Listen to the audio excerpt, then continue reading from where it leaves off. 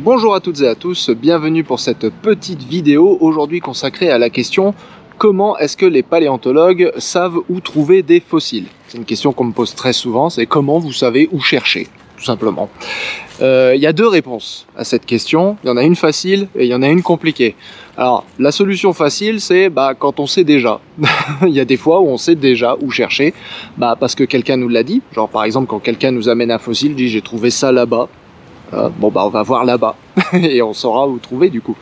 Ou bien quand on regarde dans la littérature historique, des vieux rapports, enfin des rapports plus ou moins vieux, et qu'on voit écrit dans la littérature, ici à cet endroit on a trouvé des fossiles, du coup on sait qu'on a juste à aller à cet endroit-là pour aller chercher des fossiles.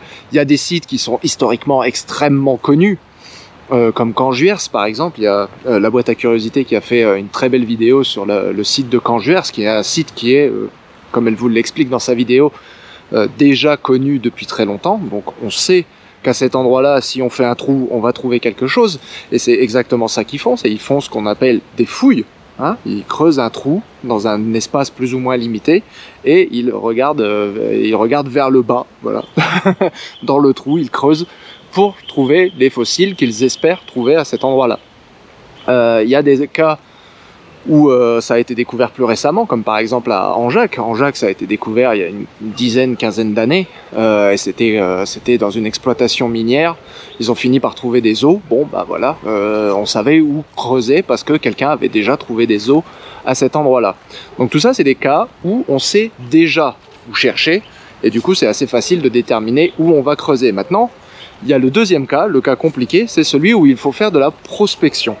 Et alors là, c'est le cas le plus intéressant parce qu'en réalité, c'est là que va intervenir le concept de question scientifique. Le concept de question scientifique, c'est tout simple, c'est on se pose une question et on va aller à l'endroit, on va aller chercher des fossiles, on va aller chercher des preuves à l'endroit où on pense trouver la réponse, ou en tout cas où on espère trouver des éléments de réponse. Donc par exemple, un cas tout simple, en Afrique du Sud, si on cherche les plus anciens cynodontes. Les cynodontes, ce sont les ancêtres des mammifères, les ancêtres les plus directs des mammifères que l'on n'appelle pas encore des mammifères. Si on cherche à trouver le plus ancien cynodonte, on va pas chercher au pif dans le désert du Karoo en Afrique du Sud. On va aller là où on pense les trouver. Et comment on sait où on pense les trouver? On va regarder où sont les cynodontes, c'est-à-dire ils apparaissent au Permien supérieur, et on va aller chercher juste avant, au Permien moyen. Donc on va prendre une carte géologique et on va chercher où se trouve le Permien moyen en Afrique du Sud. Il se trouve dans une formation qui s'appelle la formation Abrahams-Krall. Donc sur la carte géologique, les cartes géologiques c'est le meilleur ami du paléontologue. Sur la carte géologique, on va regarder où se trouve la formation Abrahams-Krall et on va aller dans ces endroits-là en particulier. Et après, et ça peut couvrir plus ou moins de terrain. Comment est-ce qu'on va savoir exactement à quel endroit on va chercher? On va regarder sur Google Earth. Google Earth est le deuxième meilleur ami des paléontologues. Sur Google Earth, on va regarder là où il y a des affleurements. Alors un affleurement, qu'est-ce que c'est? C'est un endroit où la roche est à nu. Et ça nous intéresse beaucoup. Vous voyez ce qu'il y a derrière moi là? C'est le contraire d'un affleurement. Il y a de la végétation, il y a du sol par-dessus les roches. On n'aime pas ça du tout. Parce qu'il faut creuser et enlever tout ça pour arriver à accéder enfin à la roche là où se trouvent les fossiles. Nous, ce qu'on veut, c'est des affleurements, c'est des endroits où la roche est à nu. Par exemple dans les lits de rivière. Ou par exemple dans les déserts. Et c'est pour ça que les paléontologues adorent les déserts. C'est parce que la roche y est très facilement à nu. Donc les déserts sont le troisième meilleur ami des paléontologues après les cartes géol et Google Earth. Donc voilà ce qu'on fait, on va se poser une question scientifique et on va aller chercher les fossiles qui vont répondre à cette question scientifique là où on pense que ces fossiles se trouvent. Parce que des fouilles ou même des prospections, ça coûte cher, ça prend du temps, ça coûte de l'argent, ça prend des efforts, ça tire sur les nerfs aussi des fois.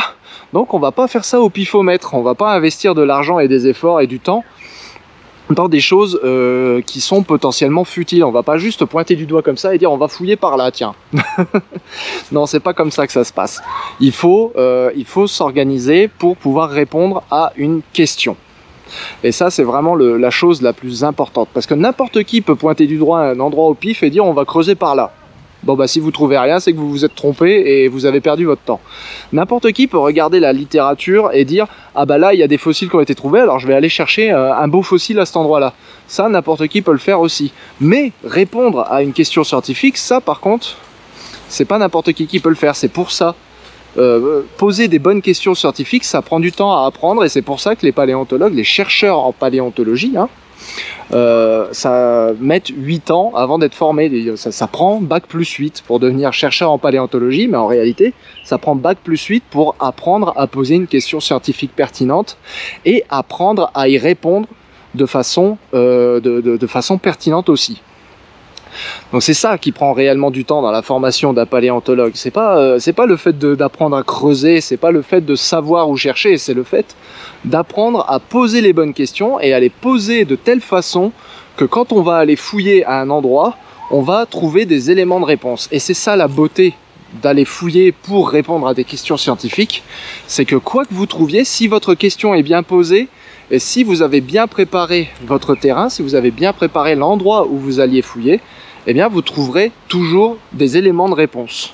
Donc pour finalement répondre à la question comment est-ce que les paléontologues savent où fouiller, bah il y a deux réponses. Soit on sait déjà, parce qu'on a bien fait nos devoirs, soit on se pose une question scientifique et on va aller chercher les fossiles là où ils nous donneront la réponse à cette question. Et c'est comme ça qu'on sait où fouiller.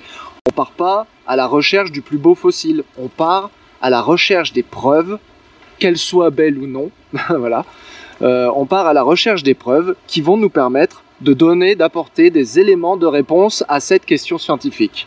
On ne part pas à la recherche simplement du plus beau fossile, on ne sait pas où vont être les beaux fossiles, si on tombe dessus tant mieux, mais même si on ne tombe pas finalement sur des beaux fossiles, bah on est content. Quand on part à la recherche de fossiles avec une question scientifique en tête, on ne revient jamais bredouille. Voilà, j'espère que ça répond à la question et je vous dis à très bientôt sur notre chaîne. Salut!